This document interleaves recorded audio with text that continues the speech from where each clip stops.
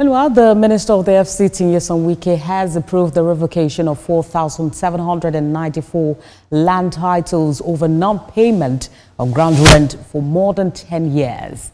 Mr. Liriola Yinka, the Senior Special Assistant on Public Communications and Social Media to the Minister, announced the revocation at a news conference in Abuja. Senior reporter Habida Lawal reports. The concept of ground rent in Nigeria can date back to colonial land tenure systems. The Land Use Act of 1978 nationalized land ownership, placing it in the hands of the state. In the FCT, this means that the federal government retains ownership of land, granting long-term leasehold titles to individuals and corporations.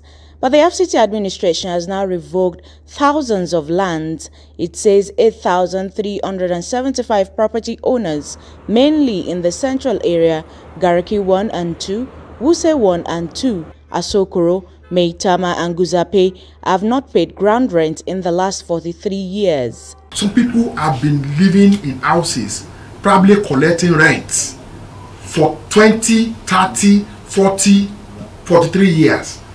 And you still want government to still come and say come and pay. Even giving those who have not paid within that 1 and 10 years, that grace is to show that the government, the FCT minister, the administration under is magnanimous enough, so that at least people can say that it is not under normal circumstances between you and I.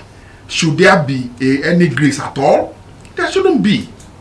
For now, we are sending out revocation notices to the affected allottees.